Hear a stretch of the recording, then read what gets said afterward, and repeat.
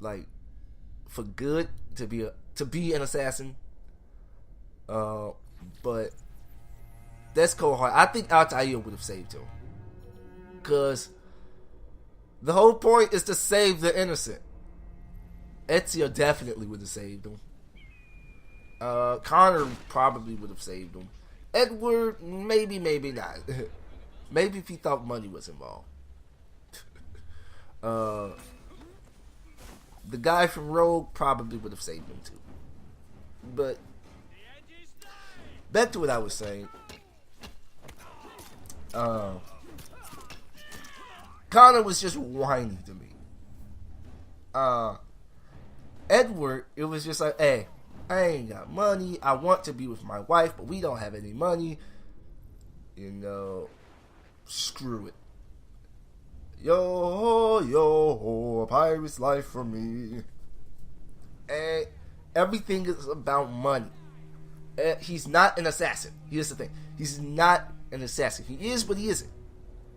He gets wrapped into the assassin's thing because he ends up killing one. He feels like he should repay a debt, and it's making money for him. So it's like, hey, if it's making me money, I don't mind killing. You know, I'm making money, I don't mind being an assassin. And then it does have some like moral things that are pretty useful. While then we throw into Shay Cormac. He's not an assassin either. He's actually a Templar, but again, well, actually, I don't remember too much about Shay. I don't remember his family. I'm trying to think. I don't really remember much about his family, and that's what's making it hard for me to recall.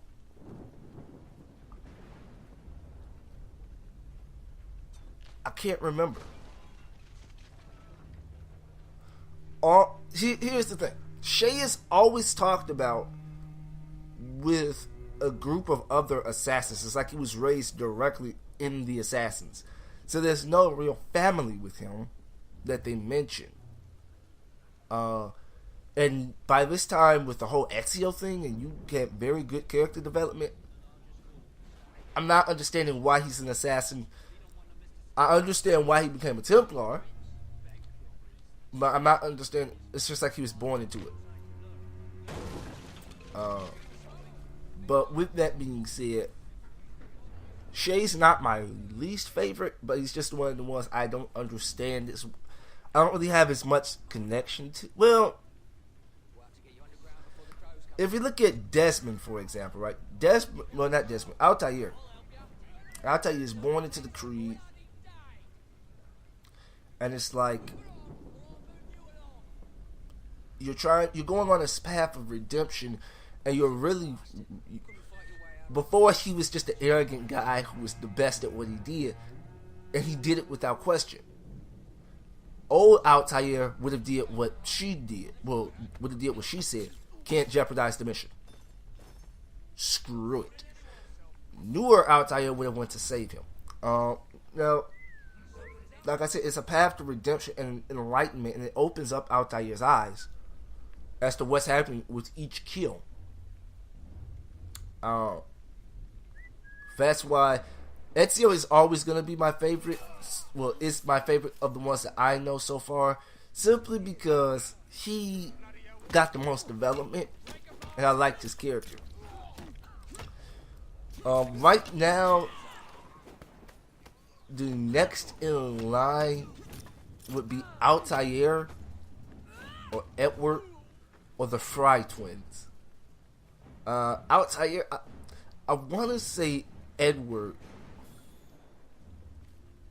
See, the problem with Edward ties with Altair because Edward's motives are kind of more selfish, I guess, materialistic. But his game itself was awesome. I liked his character. He had his charming moments. He was cool. So I want to say he's up there. Altair was the path of redemption and enlightenment. And I'm liking, so far, Jacob and Eyvie. they want to liberate. Their father is killed. Now, there's no real context as to why.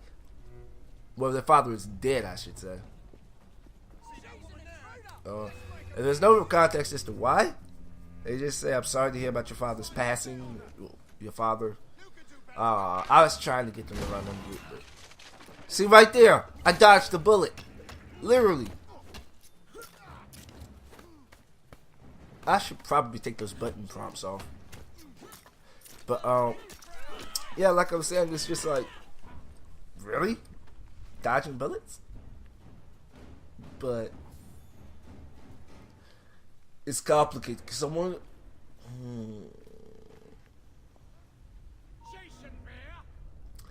I guess if I was to really be objective, it would be Ezio, then Edward, then...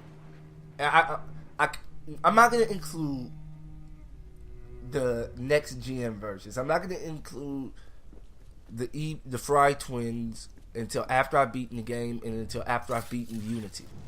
However, I've played enough of Rogue that I feel like I can make a good aspersion on him. And basically, I would say Ezio, Edward, Altair, Shay, Connor. Again, I just felt like Connor was whiny. Like Ezio's family was killed too, and he didn't whine so much. He turned that shit into die. I'm going to find you. I'm going to kill you. I'm going to find people who's going to help me. Where is Brewster's laboratory? All reconnaissance pointed straight here. While Connor is just like, I want to do it my way. And then, you know, Edward takes second just off of his personality fits him. He fits the role that he was. He's not an assassin to me. He is really a pirate in an assassin's robes. But overall, I really did like it. That game was very fun. Then Altair, he is the true example of an assassin, and his path to redemption and enlightenment is really, really good, while overall presenting a very, like I said, all of his motivations aren't, the one thing I've realized, there's no high profile, low profile assassinations really. Because I've been trying to do these high profile, low profile, so I would start running and then kill, but it's not working that way. It's really not working that way. Shiny. So that's really annoying me that there's no high profile, low profile kills. And that was one of the things that I really kind of liked about Assassin's Creed 1 and 2 specifically. They refer to as there's high profile and then there's low profile. And that was their stealth, in a sense. Now, back to what I was saying. Altair's path, story was great. Just gameplay lacked. There was a lack of it. There was a lack of depth to the fighting. There was a lack of depth to a lot of different things. And that's another thing now to think about it.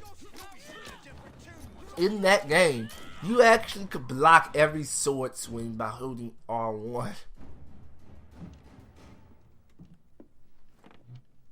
Ah, thank you kindly. I was in ever such a squeaky fix when, what do you know? You rescue me. Where's the hidden laboratory? Untie me and then we can parley, my lady. I'm pressed for time. Tell me now. It's underground. Requires a key. One of the guards nicked mine, cheeky sod. Thank you. Now? Untie me? You got yourself in. I trust you can get yourself out again.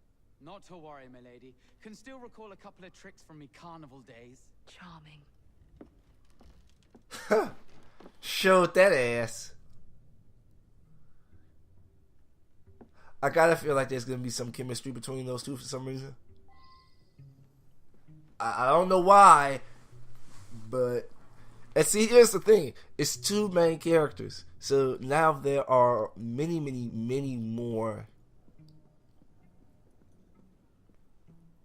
I don't know. There are more avenues and character developments that's going to be needed, because Ezio could develop his relationship with whoever he wants, but each character should have different relationships with different people. Jacob should have different relationships with women than Eyvie, especially women that he tried to get on with, but that's neither here nor there right now. But like I said, Altair's content just lacked, and there was a depth of gameplay that was missing. But overall, it was a very good game. Short as hell, though, because like I said, it missed a lot of stuff, and a lot of things that made the game a little bit longer aren't at all necessary. They're only necessary to 100% the game, and I can't 100%. Well, I won't 100% the game because I'm not looking for all them damn flags. I just refuse to. And then, like I said, with Shay, I don't really understand. It's just like the assassins. I went on one mission. I accidentally destroyed a city getting these things, and I don't think the assassins can do what they're supposed to do with it. So I'm just gonna keep it for myself. I'll give it to the Templars. So I don't really know. I don't know